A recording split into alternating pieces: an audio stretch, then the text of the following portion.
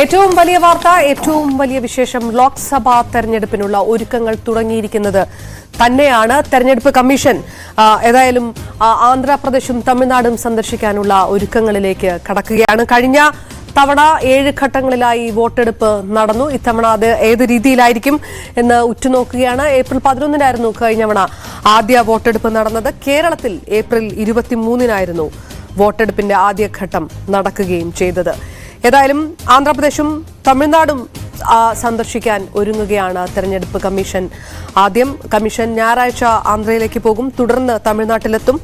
എല്ലാ സംസ്ഥാനങ്ങളിലും ഒരുക്കങ്ങൾ പൂർത്തിയാകാത്ത സാഹചര്യമുണ്ട്. അതുകൊണ്ട് മാർച്ച് മാസത്തോടെ തെരഞ്ഞെടുപ്പ് തീയതി പ്രഖ്യാപനമുണ്ടാകുമെന്നുള്ള റിപ്പോർട്ടുകളൊക്കെ വരുന്നു. പല സംസ്ഥാനങ്ങളിലും ഉത്സവങ്ങളുണ്ട്, പരീക്ഷ നടക്കുന്നുണ്ട്. ഇതെല്ലാം പരിഗണിച്ചായിരിക്കും വോട്ടെടുപ്പ് തീയതി നിശ്ചയിക്കുക.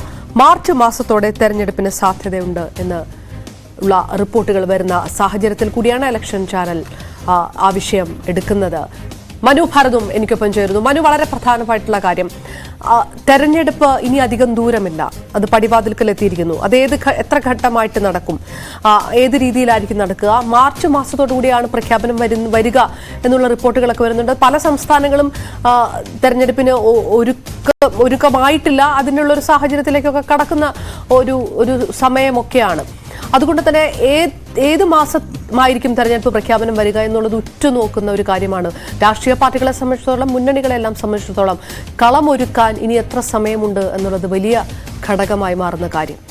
കഴിഞ്ഞ വർഷം മാർച്ച് 10 കൂടിയാണ് നമുക്ക് ഇതിൻ്റെ ഒരു ഇലക്ഷൻ ഡിക്ലറേഷൻ ഉണ്ടായത്. ലോക്സഭ ഇലക്ഷൻ 2019 കഴിഞ്ഞ തവണ ഉണ്ടായിരുന്നു.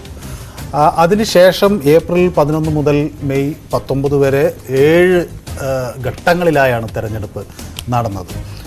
അവസാനം വോട്ടെണ്ണൽ മെയ് 23-നാണ് നടന്നത്. അപ്പോൾ സ്വാഭാവികമായും ഏതാണ്ട് ആ സമയത്താകുമ്പോഴേക്കും ഈ പ്രക്രിയ മുഴുവൻ പൂർത്തിയാക്കി പുതിയ സർക്കാർ അധികാരത്തിലേറണം എന്നത് ഒരു സ്വാഭാവികമായൊരു കാര്യമാണ്. തെരഞ്ഞെടുപ്പ് കമ്മീഷൻ അതിൻ്റെ തയ്യാറെടുപ്പുകൾ നടത്തുന്നു. ആദ്യം തന്നെ ഈ കമ്മീഷൻ്റെ പ്രതിനിധികൾ പല സംസ്ഥാനങ്ങളിലും സന്ദർശിച്ച് പ്രാഥമിക കാര്യങ്ങളൊക്കെ പഠിച്ചു എന്നാണ് മനസ്സിലാക്കുന്നത്. ഇനി തെരഞ്ഞെടുപ്പ് കമ്മീഷൻ പിന്നെ chief election commissioner Rajiv Kumar, അതുപോലെ അനൂപ് ചന്ദ്ര പാണ്ഡെ, അതുപോലെ അരുൺ ഗോയൽ, അവരുടെ സംഘം ഇനി അടുത്ത് മറ്റ് സംസ്ഥാനങ്ങൾ കൂടി സന്ദർശിച്ചു തുടങ്ങും. അതിലാദ്യം ഏതായാലും ആന്ധ്രാപ്രദേശും പിന്നീട് തമിഴ്നാട്ടിലേക്കും പോകുന്നു എന്നാണ് മനസ്സിലാക്കുന്നത്. ജനുവരി 7-ന് ബംഗ്ലാദേശിൽ അവിടുത്തെ തെരഞ്ഞെടുപ്പ് നടക്കുന്നുണ്ട്. അപ്പോൾ ഒരു വിദേശ സംഘത്തിൻ്റെ പ്രതിനിധി എന്ന നിലയിൽ ഒരു ഒബ്സർവേഷൻ, ഇൻ്റർനാഷണൽ ഒബ്സർവർ അല്ലെങ്കിൽ അന്താരാഷ്ട്ര നിരീക്ഷകർ എന്ന തലത്തിൽ ഇന്ത്യൻ ഇലക്ഷൻ പ്രതിനിധികൾ അവിടെയും പോകുന്നുണ്ട്. ഞാൻ പറഞ്ഞു വന്നത്, അപ്പോൾ അതിനോട് ചേർന്ന് ഇന്ത്യയിലും വലിയ ഒരു തെരഞ്ഞെടുപ്പ് മാമാങ്കത്തിന് നമ്മൾ തയ്യാറെടുക്കുകയാണ്. ആ ഒരു ഘട്ടത്തിലാണ് ഇലക്ഷൻ കമ്മീഷൻ ഇത്തരം ഒരു നീക്കം കൊണ്ടുവരുന്നത്. അതിൽ ഇപ്പോൾ കഴിഞ്ഞ ദിവസം ഈ ചിഹ്നങ്ങളെ സംബന്ധിച്ചൊക്കെയുള്ള ചില നിർദ്ദേശങ്ങൾ ഇലക്ഷൻ കമ്മീഷൻ പുറത്തുവിട്ടിരുന്നു. രജിസ്റ്റേർഡ് ആൻഡ് അൺരജിസ്റ്റേർഡ് പൊളിറ്റിക്കൽ പാർട്ടീസിൻ്റെ പൊതു ചിഹ്നത്തെ സംബന്ധിച്ചുള്ള ധാരണകൾ കൊണ്ടുവന്നിരിക്കുന്നു. അതിൽ ഈ പിന്നെ 284 പാർട്ടികളെ ഡീലിസ്റ്റ് ചെയ്തിരിക്കുകയാണ്. അതുപോലെ തന്നെ ഇവരുടെ വാർഷിക വരുമാനം, ആനുവൽ ഓഡിറ്റ് അക്കൗണ്ട്സ്, അതുപോലെ ഇലക്ഷൻ എക്സ്പെൻഡിച്ചർ, ഇതെല്ലാം സമർപ്പിക്കാൻ ആവശ്യപ്പെട്ടിരിക്കുകയാണ്. അപ്പോൾ ഇതൊക്കെ ഡീഫോൾട്ടായിട്ടുള്ള ഇതെല്ലാം കൊടുക്കാൻ പലതരത്തിൽ ഇതൊന്നും നടപ്പിലാക്കാത്ത ഈ കടലാ സംഘടനകൾ പോലുള്ള 284 സംഘടനകൾ ഡീലിസ്റ്റ് ആകുന്നു. അതുപോലെ തന്നെ നിർജ്ജീവമായി കഴിഞ്ഞിട്ടുള്ള 253 സംഘടനകളെ ഈ പട്ടികയിൽ നിന്ന് ഒഴിവാക്കുന്നു. അങ്ങനെ പൊളിറ്റിക്കൽ സിനാരിയോ കുറച്ചും കൂടി സ്പേഷ്യസ് ആക്കുക എന്ന് വേണമെങ്കിൽ പറയാം. അങ്ങനെ ഒരു നീക്കത്തിലേക്ക് തെരഞ്ഞെടുപ്പ് കമ്മീഷൻ നടക്കുന്നു. രാഷ്ട്രീയ പാർട്ടികളും ചൂടേറിയ തരത്തിൽ ചർച്ചകൾക്ക് പിന്നെ തയ്യാറെടുക്കുന്നു. അപ്പോൾ കോമൺ സിമ്പിൾ എന്നുള്ളത് പിന്നെ ജനുവരി 11 മുതൽ അതിൻ്റെ നടപടിക്രമങ്ങൾ, ഒരു പാർട്ടിക്ക് എന്തൊക്കെ ചിഹ്നങ്ങൾ എന്നതിനെ സംബന്ധിച്ചൊക്കെയുള്ള ചർച്ചകൾ തെരഞ്ഞെടുപ്പ് കമ്മീഷൻ നടക്കുന്നു. അങ്ങനെ വിപുലമായ ഒരു തെരഞ്ഞെടുപ്പ് പ്രക്രിയയിലേക്ക് രാജ്യം നീങ്ങുന്നു. പാർട്ടികൾ അതിനനുസരിച്ചുള്ള തയ്യാറെടുപ്പുകൾ നടത്തുന്നു. നമ്മുടെ പ്രധാനമന്ത്രി കഴിഞ്ഞ ദിവസം തൃശ്ശൂരിലെത്തി. കേരളത്തിലെ പ്രചരണ പരിപാടികൾക്ക് അതൊരു തുടക്കം എന്ന രീതിയിലായി. തമിഴ്നാട്ടിലും അതുപോലെ മറ്റു പലയിടങ്ങളിലും ഇതിൻ്റെ പ്രചരണ പരിപാടികൾ പതുക്കെ കരുത്താർജിക്കുന്ന ഒരു സാഹചര്യമാണ്. ഉത്തരേന്ത്യയിൽ അത് നേരത്തെ തന്നെ BJP തുടങ്ങി 5 സംസ്ഥാനങ്ങളിൽ. സംബന്ധിച്ചിടത്തോളം കഴിഞ്ഞ തവണത്തെ പോലെ തന്നെ ആ വേനൽ ചൂടിന്റെ സമയത്തായിരിക്കും തെരഞ്ഞെടുപ്പ് ചൂടുമെന്നുള്ളത് ഏകദേശം ഉറപ്പായി കഴിഞ്ഞു. സ്വാഭാവികമായും ഒരു സമ്മർ വെക്കേഷൻ കാലമായിരിക്കും കേരളത്തിൻ്റെ ഒരു തെരഞ്ഞെടുപ്പ് ഉണ്ടാകുക. നമുക്ക് ഇപ്പോൾ കഴിഞ്ഞ തവണ ഇപ്പോൾ നമ്മൾ തെരഞ്ഞെടുപ്പ് നടന്നത് 7 ഘട്ടങ്ങളിലായിരുന്നല്ലോ. അപ്പോൾ അന്ന് ഏപ്രിൽ 11 ആദ്യഘട്ടത്തിൽ ഏറ്റവും കൂടുതൽ സീറ്റുകൾ തെരഞ്ഞെടുപ്പ് നടന്ന ആന്ധ്രാപ്രദേശ്. അവിടെ ആദ്യഘട്ടത്തിൽ 25 സീറ്റുകളിലേക്ക് അവിടെ തെരഞ്ഞെടുപ്പ് നടന്നു. പിന്നെ കശ്മീരിലും മഹാരാഷ്ട്രയിലെ 7 സീറ്റുകൾ ഒക്കെ അവിടെ നടക്കുകയുണ്ടായി.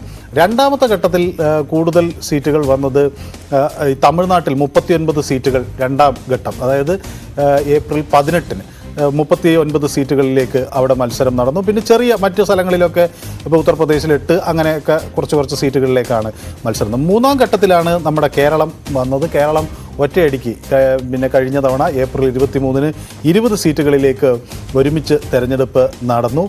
അതേസമയം ഗുജറാത്തിലെ 26 സീറ്റുകളിലേക്കും കേരളത്തിനോടൊപ്പം തെരഞ്ഞെടുപ്പ്. അപ്പോൾ പല സംസ്ഥാനങ്ങളിൽ പല തരത്തിലുള്ള ഒരു സംവിധാനം ഒരുക്കിയതിന് ശേഷം ഇതിനുള്ള ഉദ്യോഗസ്ഥരും നിരീക്ഷകരും ഒക്കെ അവർക്ക് കൃത്യമായി ഇതിൽ പങ്കെടുക്കാൻ കഴിയുന്ന തരത്തിലേക്ക് ഒക്കെ ഇതിനെ ഒന്ന് വികേന്ദ്രീകരിച്ച്, എനിക്ക് തോന്നുന്നില്ല ഒരിക്കലും ഒരു ഒറ്റ ലാപ്പിൽ ഇത് മുഴുവൻ നടത്തി തീർക്കാൻ കഴിയുമെന്ന്. അപ്പോൾ സ്വാഭാവികമായി അതിന് വലിയൊരു സമയം എടുക്കും. അപ്പോൾ ഏപ്രിൽ 11 മുതൽ മെയ് 19 വരെ എന്ന് പറഞ്ഞാൽ ഒരു മാസത്തിലധികം നീണ്ടുനിന്നൊരു പ്രക്രിയയിലാണ് നമ്മൾ തെരഞ്ഞെടുപ്പിലേക്ക് പോളിംഗ് ബൂത്തിലേക്ക് പോയത്. അത് കഴിഞ്ഞ് മെയ് 23-നാണ് നമ്മുടെ റിസൾട്ട് വന്നത്. അപ്പോൾ ഏതാണ്ട് 2 മാസത്തോളം നമുക്ക്, അല്ലെങ്കിൽ 1.5 മാസത്തിലധികം നമുക്ക് ഈ തെരഞ്ഞെടുപ്പ് പ്രക്രിയയിലേക്ക് മുഴുവനായും ഈ രാജ്യത്തിൻ്റെ ശ്രദ്ധ ചെലുത്തേണ്ട ഒരു സാഹചര്യം ഉണ്ടായി. അപ്പോൾ സ്വാഭാവികമായതൊരു നിസ്സാരമായൊരു പ്രക്രിയയില്ല, വലിയ പ്രക്രിയയാണ്. അതിനുവേണ്ടിയുള്ള തയ്യാറെടുപ്പുകൾ രാജ്യത്തിൻ്റെ നാനാഭാഗത്ത് നടക്കുന്നു. ഇലക്ഷൻ കമ്മീഷൻ ദ്രുതഗതിയിൽ കാര്യങ്ങളുമായി മുന്നോട്ട് പോകും. അപ്പോൾ തെരഞ്ഞെടുപ്പിൻ്റെ ചൂടിലേക്ക് കേരളം, തെരഞ്ഞെടുപ്പിൻ്റെ ചൂടിലേക്ക് ഇന്ത്യ എന്ന തരത്തിൽ എല്ലായിടത്തും അങ്ങനെ തെരഞ്ഞെടുപ്പിൻ്റെ ആരവം നമുക്ക് കേട്ടു തുടങ്ങാൻ ഇനി അധികം സമയമില്ല. അതെ.